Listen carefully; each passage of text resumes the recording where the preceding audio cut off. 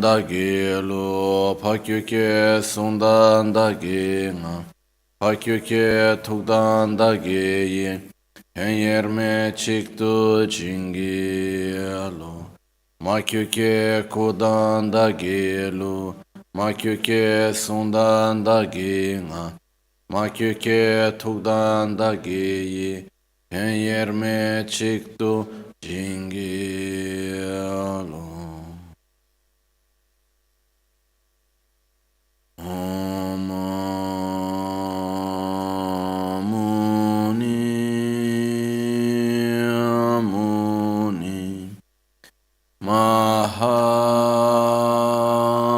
Mahamuni Shakyamunye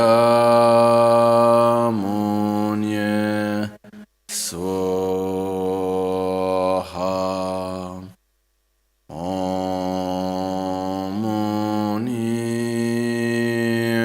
Muni Mahamuni Shakyamunye Soha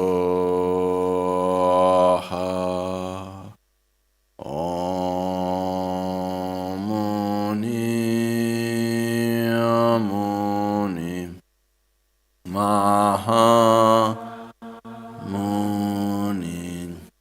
Shakyamunye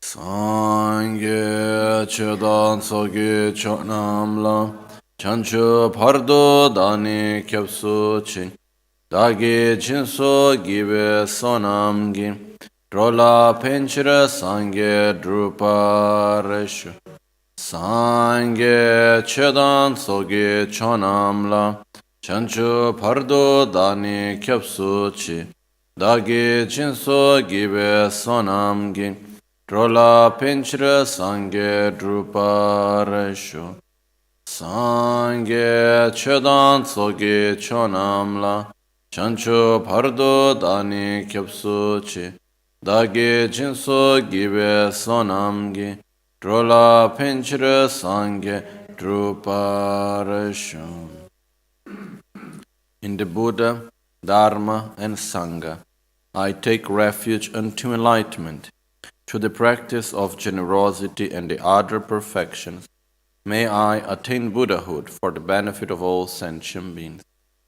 So, yesterday we were explaining the reasons why we need to train our mind.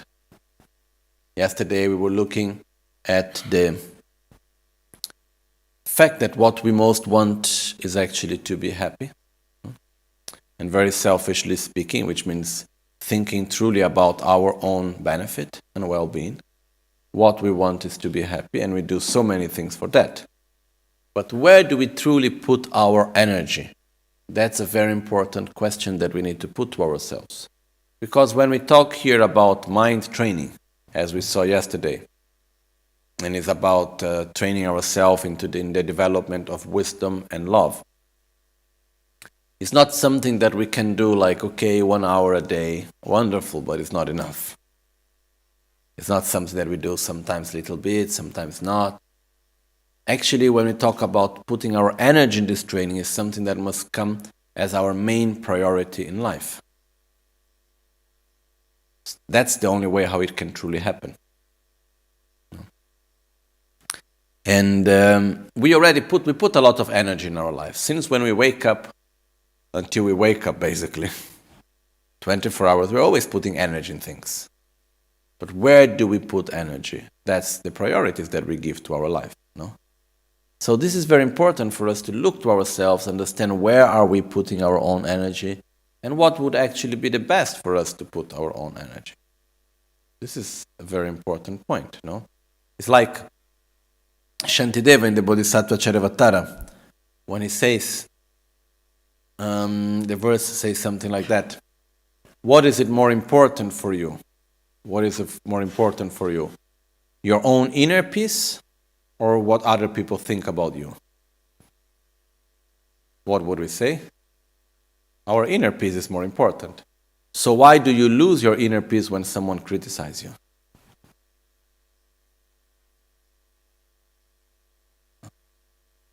What is this showing to us? That actually we give more importance to what people think about us than our inner peace, Otherwise, I would simply say, okay, you think what you want, you say what you want, but I'm not going to give up my inner peace because of what you think. Okay, that's how it would be better for us to be, but that's not how often we act. No? So, similar to that, in the moment that we have a true priority, if my priority is to practice love and to cultivate wisdom and love, it doesn't matter what happened, nothing should be a reason for me to act with anger or not to practice love and wisdom. This doesn't mean that I would not get angry. Sure, there are moments because we are conditioned to it, we have habits on it, and the moments through which our anger will come out. But we should at least not have any reaction in which we conceptually justify our anger. I understand that that's not a good way of acting. This is not what I should do. And my main direction is I must cultivate my wisdom and love. So it doesn't matter what happened. It's not a reason for me to react in a different way, negative way. Conceptually. Then do we have reactions? Yes. Then we say, okay, I need you to have better training. I've not yet completed my training. Here am I reacting again negatively. No problem. We are here to follow this direction. No? But I'm not justifying it. And it becomes a true priority in my life. Doesn't matter where I am, what I am doing. It becomes a true priority to train our minds. That's before anything else. That's one of the reasons, actually, why these teachings for centuries were kept secret. Which is not exactly only the teachings, it's not maybe the best word. The best word is maybe to say this training was kept secret. Because one thing is just a teaching in the sense like, okay, I listen to some words, I listen to some knowledge, and I say, okay, this is what I should do or not, and I just listen to concepts and I receive the concepts, beautiful. But concepts are not enough. One thing is concepts, another thing is a process of training. So this training was kept secret for centuries. Atisha gave it to very few disciples.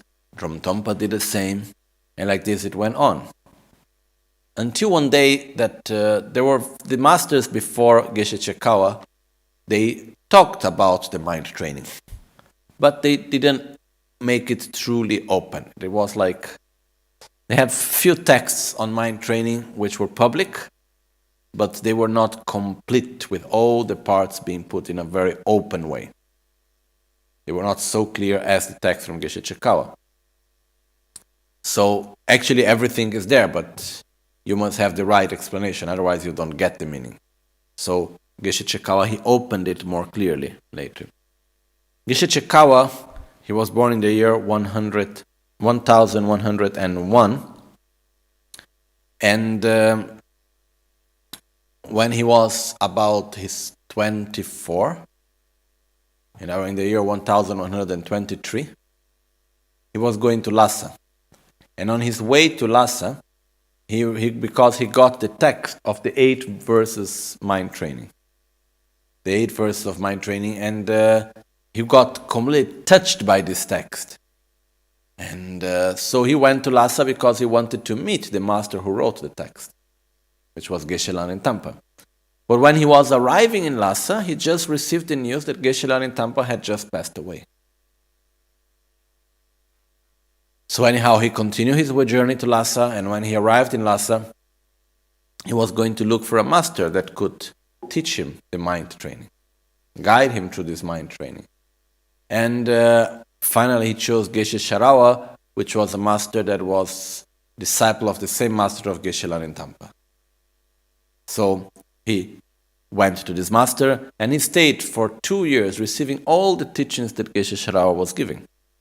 And even though he was there receiving every teaching, he couldn't find anything related to the 8 verses of mind training and to mind training.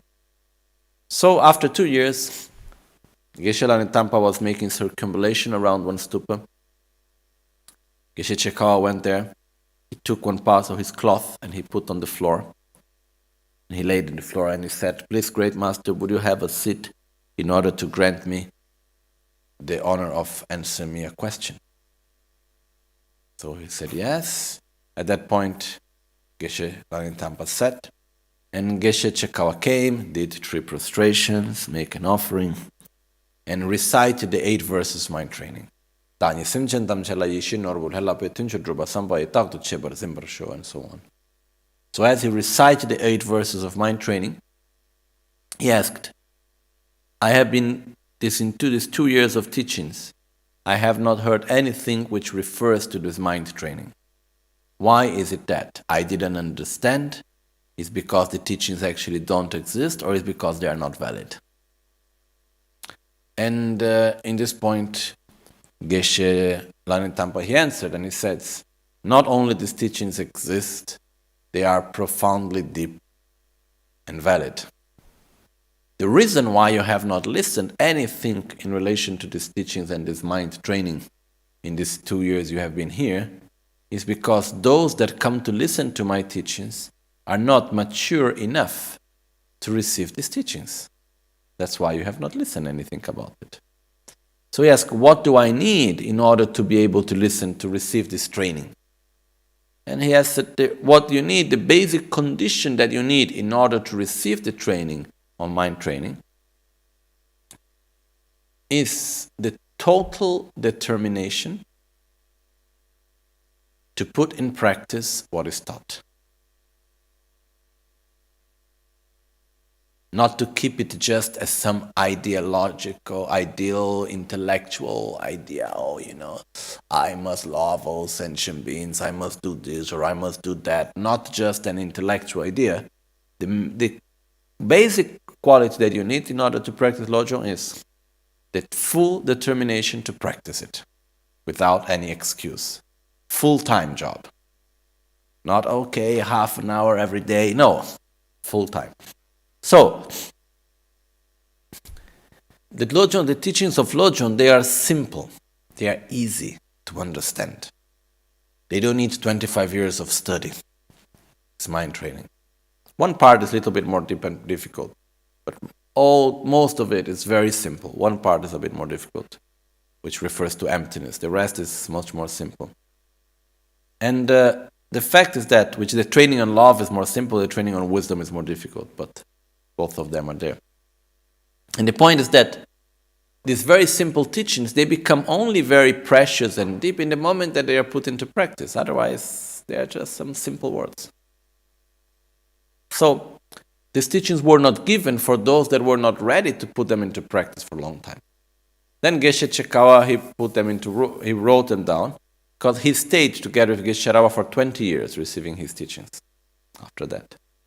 And after these 20 years, when he was around about his 40s, then he wrote the text on the 7 points mind training, which is, he wrote a conclusion of the mind training divided into 7 main points of training. What do you need to train gradually in order to develop wisdom and love?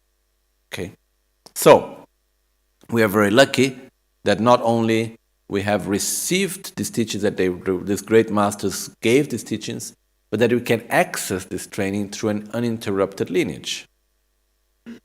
So from master to disciple, it has been passing until it comes to us. Okay.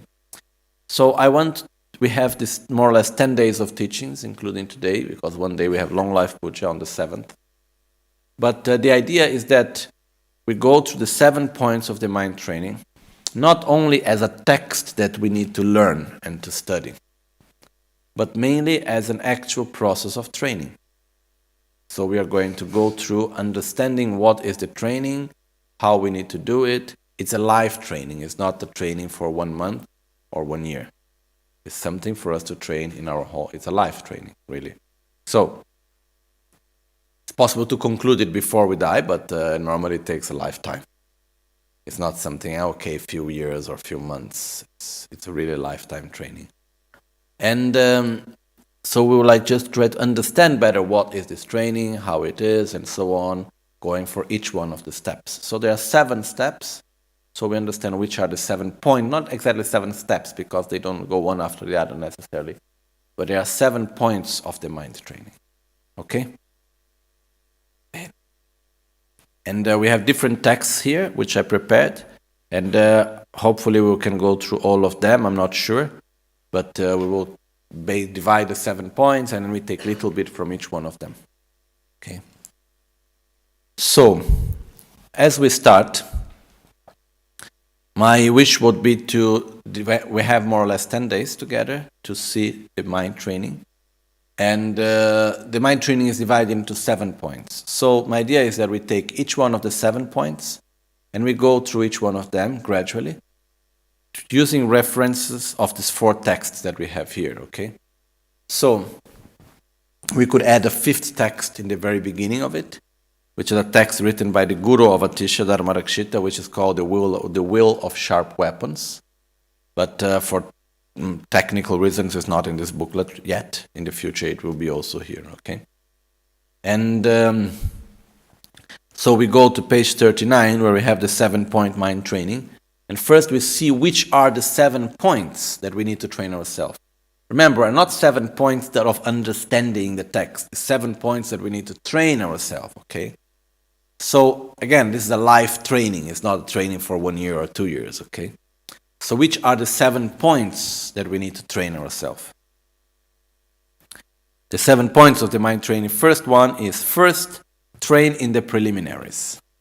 First, we need to do the preparation. We need to train in the preliminaries, do the preparation. Second point is the actual practice. The actual practice is divided into 2 parts. Training ourselves in the ultimate bodhicitta, which means training ourselves in wisdom, and training ourselves in relative bodhicitta, which is the method of love and compassion. So basically the main practice is training ourselves in wisdom and training ourselves in love.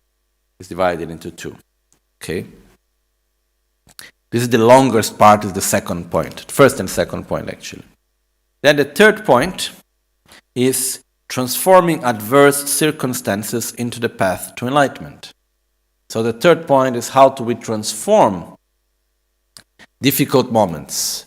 Not just to leave the difficulties as difficulties, but to transform the difficulties as an opportunity, and not only as an opportunity, transform the way how we deal with the difficulties in our own practice to enlightenment. The fourth point is how we integrate in our whole life the teachings and the training, not only at some times, but is the integrated practice of a single lifetime.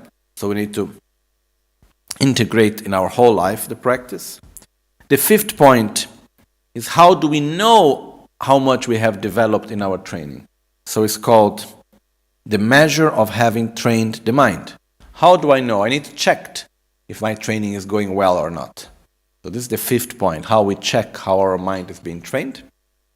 Then we have the sixth point, which is the commitments of mind training, which basically the commitments are things that we need to avoid, okay? And vows that we make. And the seventh point, last but not least, is the precepts of mind training, which is like the advices that we need to follow. Basically, the commitment is what we need to abandon, and the precepts is what we need to uphold, okay, to cultivate.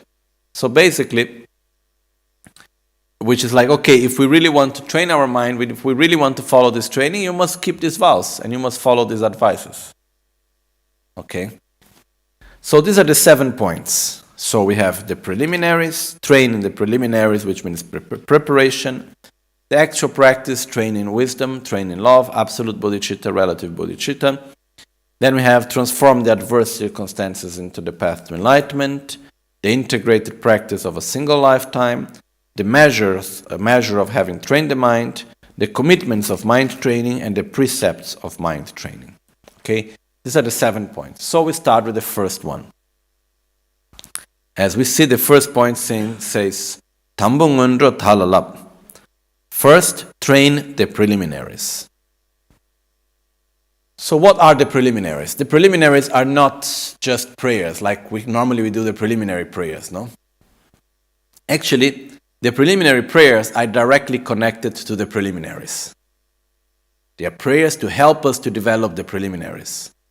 But what are the actual preliminaries? It's the states of consciousness that we need to generate, and we need to train in them. So basically, making it simple, the preliminaries are training ourselves on relying correctly upon the Guru. So to train ourselves to rely correctly upon the spiritual guide. Training ourselves into recognizing the preciousness of this life. Training ourselves in impermanence, the certainty of death, and the uncertainty of the moment of death. Training ourselves in the law of karma. Training ourselves in taking refuge. Okay, so these are the preliminaries, basically. Okay, so as we see, it's not just making a prayer. Sure, there are the preliminary practices such as making 100,000 prostrations and making the mandala offerings and so on. All of these are very important practices also, but it's something different. When we talk here in the training, it's not just go there and do 100,000 mandala offerings or prostrations, which is a beautiful and wonderful practice, but here is train yourself into recognizing the preciousness of this life, the certainty of death, relying correctly upon the Guru, and so on. Okay? So, both the text on the 7 points mind training just refers to the preliminaries, but does not enter into details about it. And the 8 verses of mind training do not directly talk about them. So, I would say we could go through it. We could go without any text, but we just, as we have the beautiful text of Panchen Lobsang Chokyi Gyaltsen here, I would like to go through these preliminaries by using as a guideline the text of Panchen Lobsang Chokyi Gyaltsen, which is called The Medicine to Vomit the Inner Tumor. Okay? Just remember, this is a self-criticism text, so it's not a very polite text towards oneself, okay? We start looking at the preliminaries, and we're going to go through them not in many details, basically because of time. I was just remembering, when we take the 7 points mind training and we go through a complete commentary on it, entering in all the details, there is one text which is called Lojong Losang Gongyal, which is the main text of commentary on it, written by Yonsin Yeshe Gyaltsen, and it is like 1,500 pages at least. So it's something that it takes a long time to give the whole explanation. So we're not entering into all the very details of everything, okay? I want to put more emphasis in the second point. So today we start with the first part of the preliminaries. Most probably tomorrow we finish the preliminaries, okay? So let's go to the first part of this text, page 53. Let's just remember that this text that we go through is a text of self-criticism.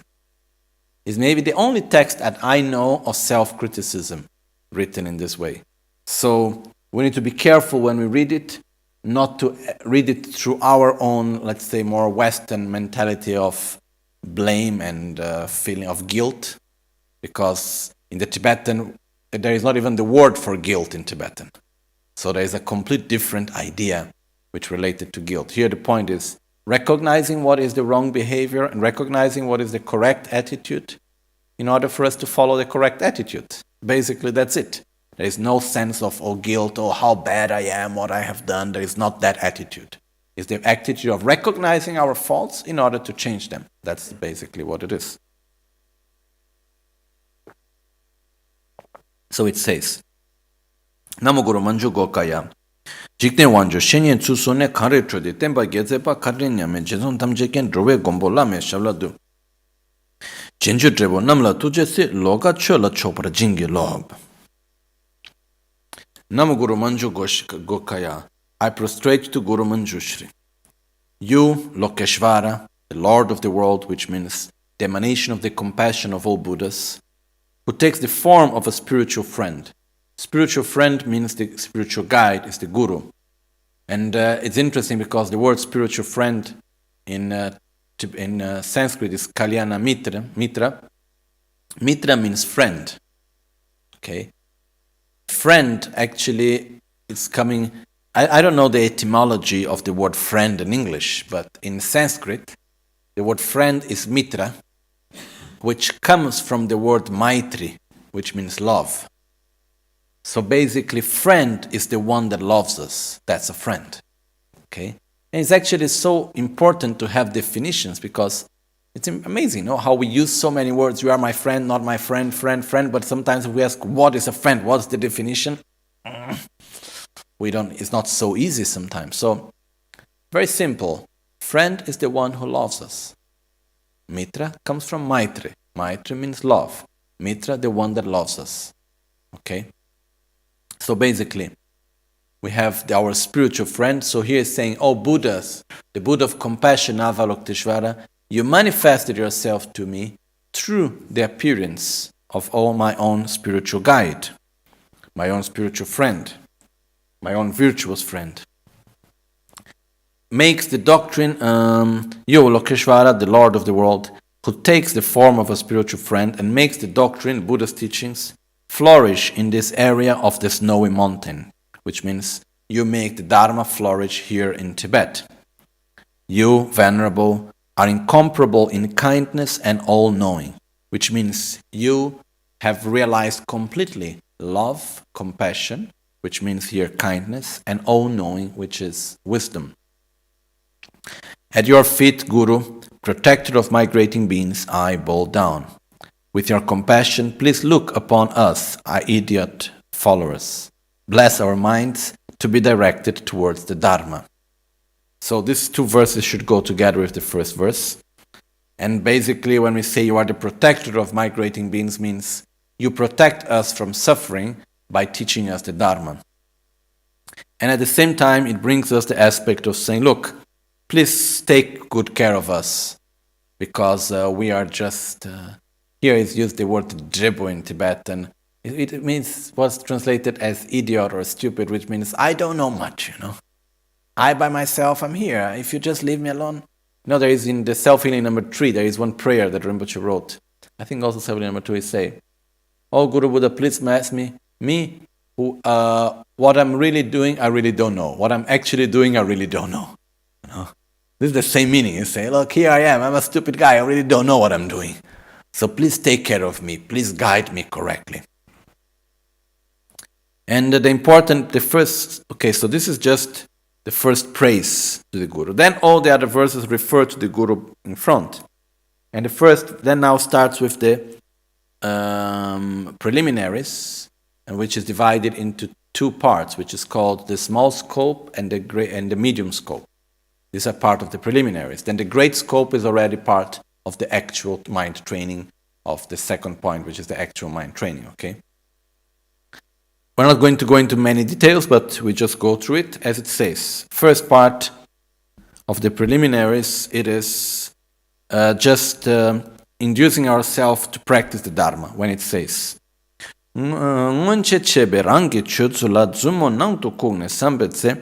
Semba gyömbe wanki chishin tu chobar zune chomin chebe gyo chobe sunye dala tuje si chinche chushin drubar jingilob. When I point my own finger at myself and reflect on the way I have behaved in the past, I realize that, just like a fox wearing a lion's skin, having entered as a member of Dharma practitioners, I committed non-dharmic actions. Therefore, I am filled with regret. With your compassion, please look upon me, the mere reflection of a Dharma practitioner. Please bless me to practice the Dharma properly from now on. The meaning here, it is, as it says, when I point my finger towards myself, and I'm not looking at other people, I really look at my own behavior, I see that I recognize myself as a Dharma practitioner. Okay, remember, this is Panchen Lobsang Chokyi Gyaltsen talking to himself, okay? So I recognize that here I am a Dharma practitioner. If people ask, what do you do? Yes, I practice the Dharma, I am Buddhist, or this or that, we have this attitude, yes, I am a Dharma practitioner. But when I really look deeply inside myself, am I really giving priority in my life for the Dharma or not? This is the main question coming here. Because it says, when I really look to myself, I am just like a fox wearing a lion's skin.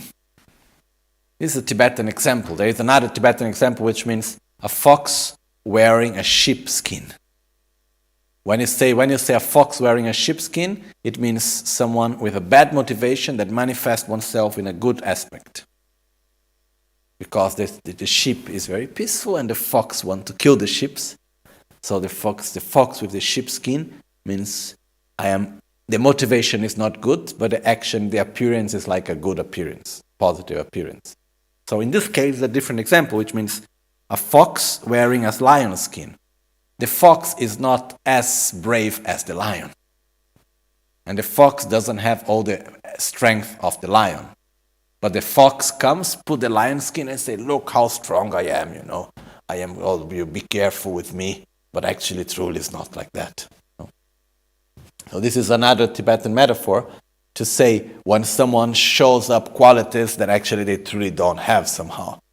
And so this is like saying, okay, you are just like a fox wearing a lion skin, So I am like a fox wearing a lion skin because I show myself up as a real Dharma practitioner. But am I really applying the Dharma in every aspect of my life or not? I haven't applied in all my aspects of my life. Sometimes what we do is like we even use spiritual methods for mundane reasons. That's very common. Which means we use the mantras and the prayers and the meditation, and there's nothing wrong with that. But we use it for, we are sick, so we want to get cured, so we do a lot of practice. That's fine, no problem at all with that. We use it because, I need to pass the exams, or I have a problem at home, or I lost my job, or I have this and that. No problem. But what are we doing? We are using spiritual methods for mundane reasons. And this is not truly practicing the Dharma. It's fine, no problem with it. Sometimes it's better to use spiritual methods for mundane reasons than using mundane methods for mundane reasons, okay? No problem with that, but still, that's not the actual practice of Dharma. The actual practice of Dharma is training ourselves in developing wisdom and love, relative and absolute bodhicitta. That's the main aspect. So, when I point the fingers towards myself, I see that I show off as being much more than actually I am. So I'm sorry. I feel sorry for having showed qualities that I don't have and having shown myself as being a practitioner that actually I am not. So from now on, please bless me so I may be able really to practice the Dharma coherently in every action of my life. Okay? This is the first part as an introduction. Second part, this next verse, refers to relying correctly upon the Guru. Okay? Then the next verse refers to recognizing the preciousness of this life. Then the next verse refers to recognizing impermanence of death, and so on. So the verse here says, Kedrup tume shabla tula kyang sangyen ngogi dushe magyepe serungo trudu lakrul Trubashin yonden purne kyondo jebe gyo. Kalche lokta kenla tuje si tegu tsulme kewar jingilob. Although I have been in the presence of numerous panditas and siddhas.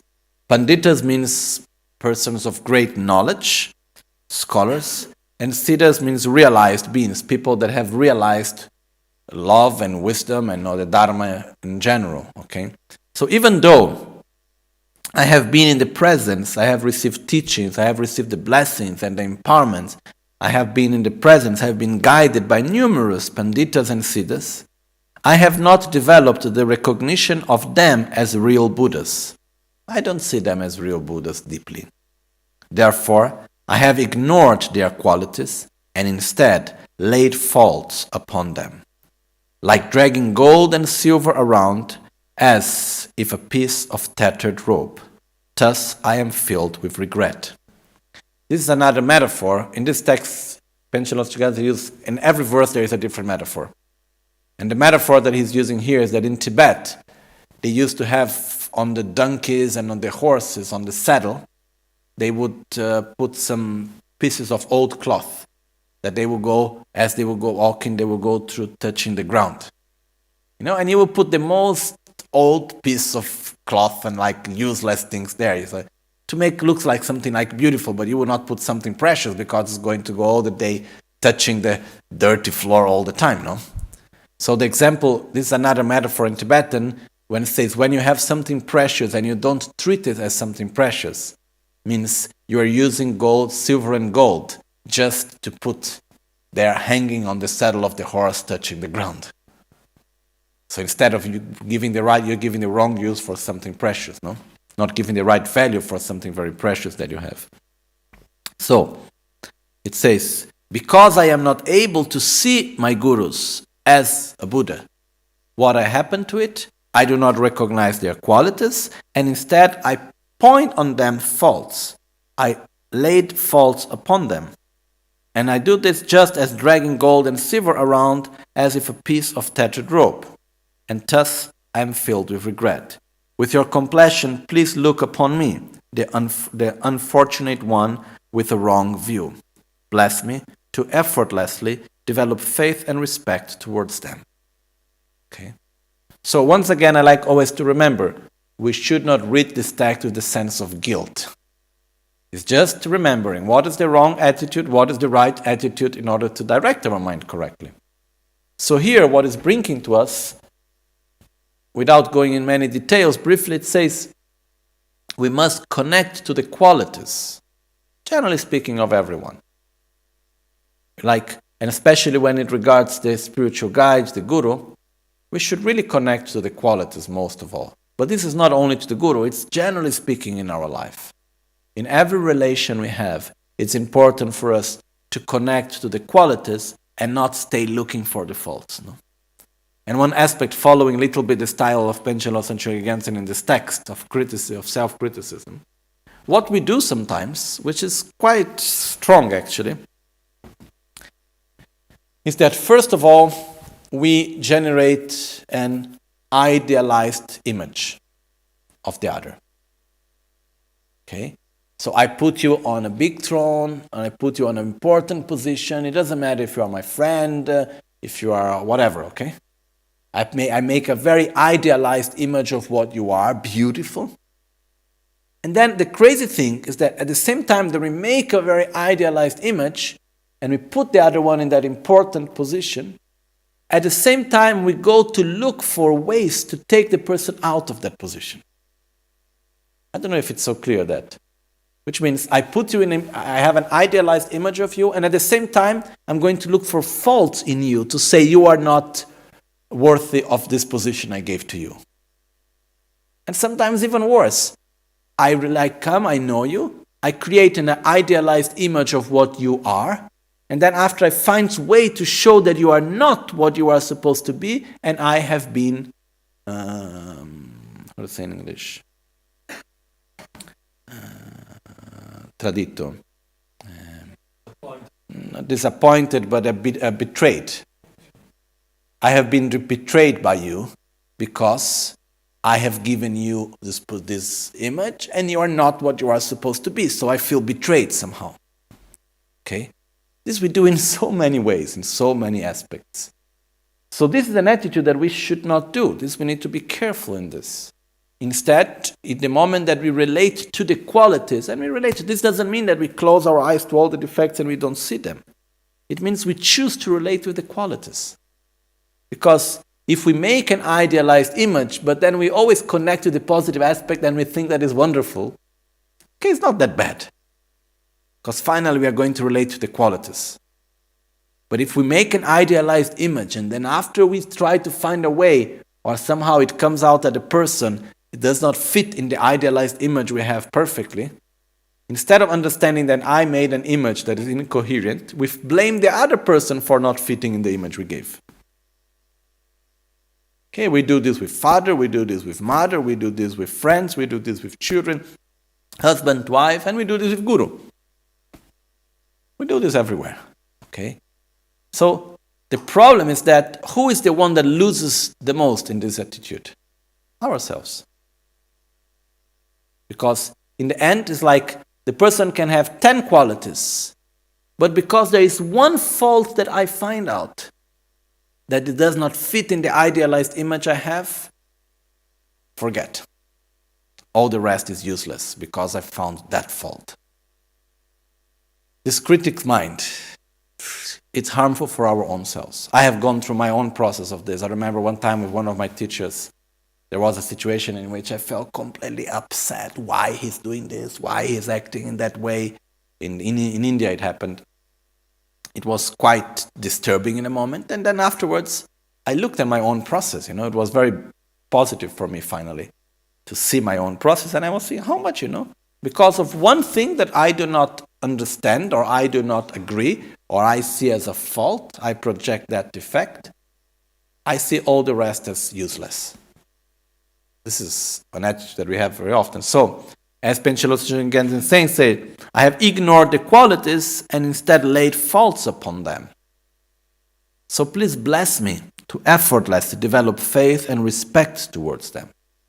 And this is regarded, we should understand also that the attitudes that we have in the small things in our daily lives are the attitudes that after we are going to have in the big things, like the relation with the Guru, let's say. Because if I have this attitude of feeling betrayed and so on in the very small daily things, sooner or later I will have the same attitude towards the most important people for me. This is our normal way of behavior, okay? So, based on this, it's very important for us to train and direct our mind. Because it's not that, we should be guilty because we have this wrong attitude and we project our own faults on the others and so on. That's normal. We are human beings with our ignorance and so on. But we are training ourselves to become different, to have a better attitude. That's why here, what is the quality? What's the first training here? To relate with the qualities instead of relating with an idealized image and finding defects on it. This is the main part. Okay, I think it's quite clear, right? A few weekends ago, we had a long teaching about relying correctly upon the Guru and about the preciousness of this life and the certainty of death and so on, following the teachings of Panchen Lobsang Chokyi Gyaltsen. So I'm not going to go into details upon this right now, okay? So this is the first point. So relying correctly upon the Guru, which is an important part for us, is creating a pure connection, keeping the pure connection to follow our own path. Okay? The second point of training is the preciousness, training ourselves in the preciousness of this life. And it says, Dalge Jurjo Tensan Toblakyang, Nyeka Tunche Ningne Madrempe, Rinchen Lingne Sonse Lar Lokshin, Töme Ngangla Mise Sebegyo, Del Jurton Loken La Tujese, Tsela Tunden Chebra Jingilob. Although I have obtained a good supporting body with 8 leisures and 10 endowments, which means although I have obtained a good human life, which have freedoms and endowments, the 8 freedoms and the 10 endowments, which basically means we are free from very strong suffering. For example, because only being reborn as a human being is not that special. Okay? We have freedom. We are free from severe pain, constant pain. We are free from we are free from living in the middle of war. We are free from the situations such as severe suffering, such as hell or hungry ghosts and so on. We are free from many aspects which are like, let's say, severe, strong sufferings. Okay? If we use, in other words, we are free from total poverty. We are free from like a sickness that gives us constant pain and so on. So basically, we have this opportunity, which is not obvious. On the other side, we have endowments, which means something that we have gained. We have received the teachings. We have the 5 senses that work well. We have the possibility to follow a spiritual path. We have the wish to follow such spiritual path. We have many things which are not obvious at all to receive. No? In other words, very briefly, if we look in our world, okay, in order to really make this life meaningful, it is important to have this inner space to make it meaningful. And one of the things necessary in that, if we look, is 2/3 of our human population, okay, live, 1/3 lives only trying to survive, not being able really to survive well, which means people that live constantly in hunger and pain. 1/3 of the population, it's too much, huh? 1/3 of the population living constantly in hunger. 1/3 of the population of human beings here lives just above poverty, which means just able to survive, but the whole life is around survival. And then there is another third of the population in which we are part of. The other third of the population is those that actually have the possibility of survival more easily and have time for other things. But most of us, we are trapped as being slaves of wealth, being slaves of power, being slaves of pleasure. Our life goes only around these things all the time, constantly, and no any space for anything else. This doesn't mean we are not intelligent, this doesn't mean we don't have knowledge, this doesn't mean we are not sensible or we do not feel love or anything like that, or that we are bad people. We're not talking about that. But it means that very often life is being lived just as a goal by itself and not as a mean for something else. We do that very often. And many people, they are just trapped within their own nice, beautiful, pleasurable survival. So we have many people don't even look at the possibility of spiritual path. There are those that want to follow spiritual path, don't have no idea even how to start. There are those that want to follow spiritual path but are guided in a wrong way. So, to have the minimum material, not to be slaves of wealth, pleasure, and power, which doesn't mean we have no attachment, but we are not slaves of it.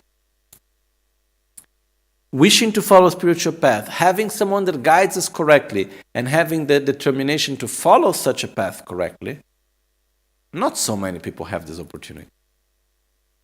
Which doesn't mean that we are superior to others. It simply means we are very fortunate. And we must use well this opportunity we have. Okay? So it says, although I have obtained a good supporting body with the 8 leisures and the 10 endowments, I have not recalled from my heart how difficult it is to find, nor meaningful it is. Which means even though I know that this life is so precious and I have such a precious life, I do not feel from the depths of my heart how precious it is and how rare and difficult it is to get it. I do not feel. So when do I realize it? When we wake up in the morning and we have this strong feeling, how precious it is, how fortunate I am. What a wonderful opportunity I have, how rare and difficult it is to get. I must make a good use of it. Instead, I have not recalled from my heart how difficult it is to find, nor how meaningful it is. Therefore, just like somebody who returns empty-handed from a continent of jewels, I have come to the end of my life without any meaning. Thus, I am filled with regret. With your compassion, please look upon me, I who render this rebirth of leisure and richness empty, to make the rest of my life meaningful. So please look upon me, so I may be able to make the rest of my life meaningful. The metaphor, remember that in this text, every verse comes with a metaphor. The metaphor here is someone that goes to an island of jewels. Okay? So difficult to get there. Only very few people have the opportunity to go that. An island where it's full of jewels anywhere. Why do you go to an island of jewels?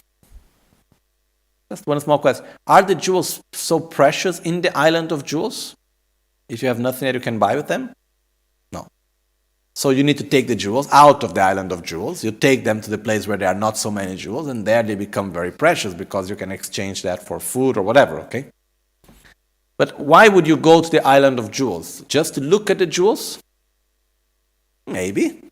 But that's not the real reason. So if you go to the island of jewels to get the treasures and you come back empty-handed, just saying, oh, there was a beautiful island. It's just what we do in this life. We have this wonderful opportunity just to say we have a beautiful life and wonderful opportunity, and we live the life just as a life for itself, as a goal by itself, not living the life as a mean for something else. Not living the life as a mean to develop ourselves with love and compassion and wisdom and to help others. This means to make this life meaningful. Okay? So please bless me. So please, Guru Buddha, be near to me. Look upon me with compassion. Me, who rendered this life of leisure and riches empty. I just don't use it really in the right way. Please bless me so I'm able to make the rest of my life meaningful. How do I make my life meaningful? By using every day, every moment to develop love and wisdom and to be of benefit for others. To develop myself and being of benefit for others. That's how I make this life meaningful. Okay? And this is the second point that we need to train, which is to train ourselves in the preciousness of this life. Okay? Now we just read briefly the next verse. Keta chiwar sungba kola kyang namchi chami ningne madrempe rawa töbe denshik yoba shing namye nigi ninsin debe gyo tanzin chisho kenla tujesi longme tsundru tsombar jingilop. I have heard that birth ends in death, but I have not recalled from my heart that the moment of death is uncertain. Therefore, I have spent my days and nights in distraction and sleep, as if I had the security of having gained freedom from death. Thus, I am filled with regret. With your compassion, please look upon me, I who postpone practice with the notion of being permanent, to exert effort without wasting any time. The third point of training in the preliminaries is to train ourselves in the certainty of death and the uncertainty of the moment of death, in our own impermanence, our own mortality. Remembering that the problem is not to die, it's not a problem, it's a fact. The problem is to live our life in a meaningless way, not is to die without having used the life in a positive way. That's the main point. So it says, even though I have heard that birth ends in death, even though I know somehow that at some point I may die, because if we ask ourselves, are we going to die or not? What's the answer? I think yes, I'm going to die. Even though we say yes, we're going to die, sometimes we still have some little doubts somewhere, behind. Really? Okay? But the point is that, are we going to die, yes or no? Yes. If we look, where is the answer coming from? The head, the heart, or the stomach? Often it comes from the head. Means we don't feel it really. Okay? But I have not recalled from my heart that the moment of death, the death is uncertain. Which means, even though I know that I'm going to die, I'm not really sure when it's going to be. And if we ask, when are we going to die? Our answer is, I don't know. But is it an I don't know, like I don't know really, I don't know any moment? Or is it an I don't know, but like after 30, 40 years, I don't know? I don't know when I'm going to die, but like, okay, after some time. No, nothing to do now. So we live this life as if we were immortal within our own mortality. Okay? So, therefore, I have spent my days and nights in distraction and sleep, as if I have the security of having gained liberation, freedom from death. No. I pass my days in distraction. Distraction from what? From making life meaningful. From using life in a meaningful way. We get distracted in what? In dealing with problems, solving problems, trying to avoid suffering, and looking for pleasure. We get distracted in these two things. We get distracted by the object of desire.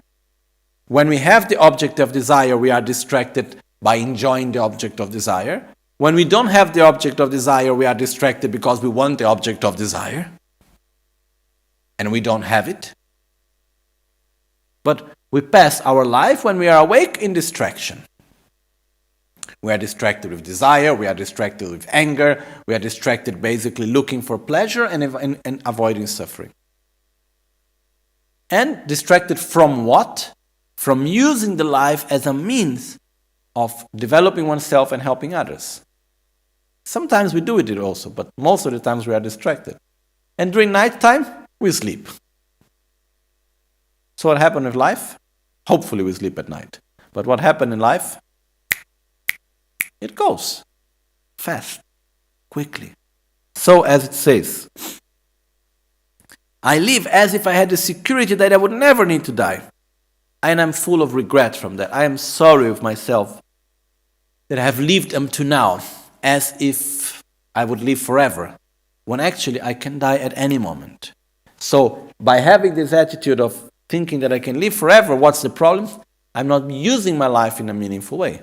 If I use my life in a meaningful way, thinking I'm immortal, that's okay. But the result of living as if we were immortal is that we end up living life just as a goal by itself, just life for life, instead of using life as a mean to develop oneself and benefit others. So, with your compassion, please look upon me. I, who postpone the practice of Dharma with the notion of being permanent. I just say, okay, no, I will do later the practice one day when this change, when that, then I will do it well. So we just postpone it, one day after the other. Okay? So bless me, so I am able to exert effort without wasting any time. May I be able to put effort. My effort means to put energy in what is beneficial but difficult. Please bless me to put effort in my practice without wasting any time.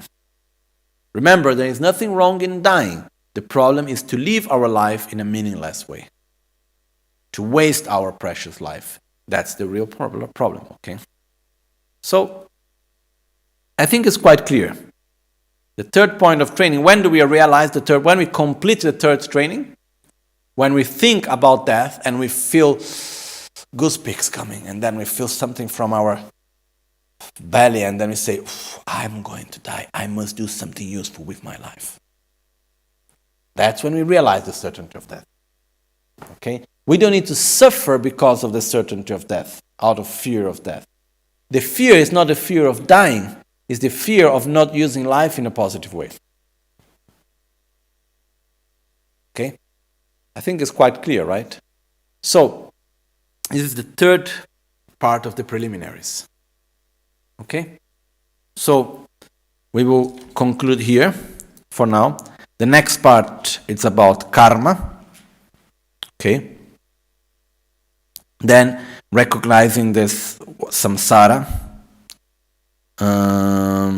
then enters into the path of self-liberation, love towards oneself. Yeah.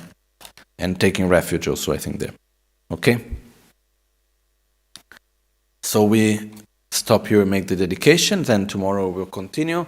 Just let's try maybe to read these verses again. And remember, this is not about teaching, it's not about learning, it's not about understanding, it's about training. It's to train ourselves in relying correctly upon the Guru. It's to train ourselves to see the preciousness of this life. It's to train ourselves into the certainty of death and the uncertainty of the moment of death, into impermanence. Until it comes deep and strong from ourselves. And it makes a big, big difference in life if we're able to deal with that. Okay? Chetson lame kutse rapten chi namkar chinle chochur gepadang losan tempe dreme sasumge drove munsel tatunek Nimo dele tsendele nime kunyan delek shin ninsen takto delek pe koncho sumge jinge lom koncho sumge ngodrup tsom koncho sumge trashishu. At dawn or dusk, at night or midday, may the three jewels grant us their blessings. May they help us to achieve all realizations and sprinkle the path of our lives with various signs of auspiciousness.